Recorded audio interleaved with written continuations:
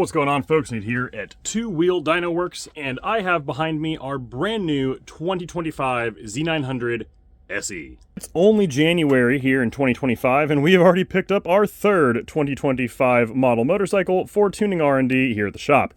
And so far, this is definitely the best looking one of the lot. The MT-07 is cool and got some nice upgrades. The Ninja 1100 is cool and got some nice upgrades. But this thing is just kind of in a different league. Kawasaki really stepped up their build quality here. There is all kinds of little fit and finish items that I am really enjoying so far on this bike. The fact that we get an actual Öhlins with a rear remote adjuster is fantastic. The front forks, while not actual Öhlins, look great. Got some nice Brembo M4 monoblock calipers on there. And the brand new dash that seems to have only been on this thing, because it's not on our new Ninja 1100, is top of the line. I mean, it does not get prettier looking than that. Ignore the flashing lights. It's been on the dyno for a while, so it's in a angry mode at me right now. But just the quality of this thing, like I said, is definitely a big step up from Team Green compared to what we've purchased from them over the past several years. Because while I love Kawasaki's, and I've owned almost 24 of them now, I think, they have fallen off a little bit in terms of build quality, especially since COVID. This might make up for all of that. The old Kawasaki's, I'm talking about like our 24 ZX6 or Pat ZX4, the panel fitment and just the way things kind of vibrated and rattled on the bike wasn't amazing from the factory. My ZX10 had weird vibration and panel fitment issues, and it was a 2023 model. But this doesn't have any of that.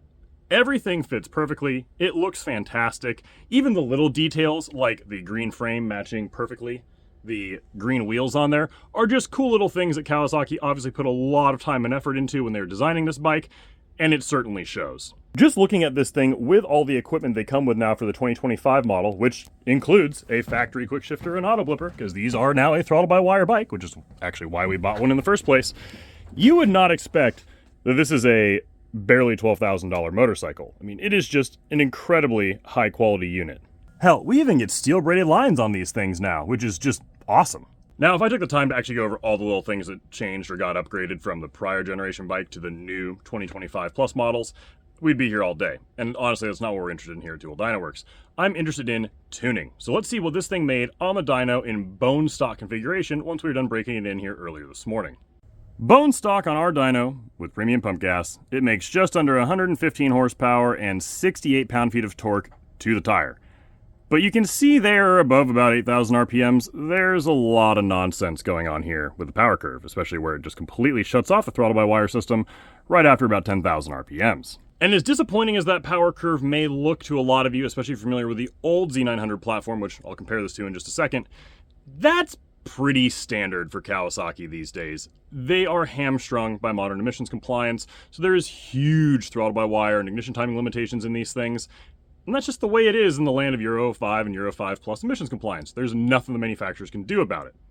But it's also why we're here. And not only is the throttle-by-wire and the ignition timing mapping going to be screwed up, which we'll go over much more in depth once we get into the ECU maps themselves, but you can see, if looking down here at the AFR chart, fueling just before peak torque, right around 7,000 RPMs or so, is just much richer than it needs to be. That's down to about the 11.8 to 1 AFR range, which is just way too rich for premium pump gas with a 5 or 10% ethanol content.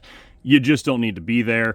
It's a little bit lean out here right when you roll on, but that's honestly not a big deal. I wouldn't even consider looking at this right now because the air injection system's still in place, so it's probably still functioning out in this area. But this is stupid. And if you saw our video on the latest Ninja 1100 and on the new MT-07, that's just the way all the manufacturers seem to be doing things now. There's just too much fuel in there. I couldn't really tell you why they're doing it that way, because they're super lean at light throttle for emissions compliance. They're running like 14.7 to 15 to 1 AFR, but you can be in the 13 range here. You don't have to get down into the frickin' 11s. But I digress. The whole point is that dyno graph clearly shows this thing is just as hamstrung as all the modern bikes are by emissions compliance, and there's a lot of work to do, and there's going to be some huge improvements once we can dive into the ECU mapping. And just in case you're curious, I can say there's going to be enormous improvements because the blue line there shows the last generation Z900 in completely bone stock trim. You can see here where there's just huge throttle-by-wire differences in their prevention. The new bike actually makes like just a hair more power right there at the mid-range, but the cams did get slightly redesigned, so that's to be expected. The curve's not going to be identical to the old bike, but that is just stupid. Technically, if you talk about exactly 10,200 RPMs, or really anywhere above 10,000 RPMs, the bike makes 25 horsepower less in the same spot that the old one did. The stock throttle-by-wire mapping also doesn't feel great. I've ridden this thing around here a little bit now, and I've obviously had it on the dyno here for a few hours while we're going through our break-in process, and the throttle just feels what I can only describe as chunky. You don't get a nice smooth transition. Again, if you've seen our recent Ninja 1100 video, you'll see just how terrible the throttle-by-wire mapping is on that bike from the factory if you compare the 3D graph of the stock mapping versus what we've developed. And I would bet dollars to donuts this is going to be the exact same situation, because you get kind of a lull, and then it comes to life, and then it kind of feels flat again, then it comes to life some more, just as you're slowly trying to roll on the throttle and build power. It's just not confidence-inspiring. It doesn't feel great, but we'll absolutely get all of that smoothed out once we get into the ECU here over the next few days, and probably have some tuning developed for this thing, at least for the stock system, I would guess by like maybe this time next week. But don't worry, we will not be leaving this stock exhaust system on for very long, because it has the exact same design flaw right there that just about every modern Kawasaki also has in place. The ZX6 looks like this, the ZX10 looks like this, the new Ninja 1100 looks like this. They all have these terrible header and collector designs where it necks down dramatically at the O2 sensor just because it creates a smaller area that the gas in there can actually be present in, and therefore the accuracy of these old narrowband sensors is slightly higher just because it's able to sample more gas in a smaller area. But when you have this neck down there, it just murders performance. If you've got one of the older bikes, you will notice that this looks nothing like what you have on your last generation, whether it's the first or second gen Z900. So we will be ditching this very, very quickly. We will go ahead and try some slip-on fitment from the older generations, but very shortly we will have this whole system taken off. I believe our friends over at M4 are going to go ahead and send us over one of their header and muffler kits for this bike just to go ahead and test fitment on the new 2025 model, because there really isn't anything listed right now. But we'll get that on there, and we'll also be building tuning for all the various exhaust systems that are offered for these bikes, just like we did on the prior generation. Because we've actually flashed thousands more of the prior generation Z900 and Z900 RSs than any other tuner on the planet, and we plan on doing the exact same thing with the new generation as well, which is why we bought one to do our own in-house R&D with. So if you've got one of the new 2025 Z900s, whether it's the base model or the SE like we got, go ahead and follow along here on our social media, whether that's Facebook, Instagram, or YouTube. We'll be sharing all of our content and testing and tuning results on all of those pages.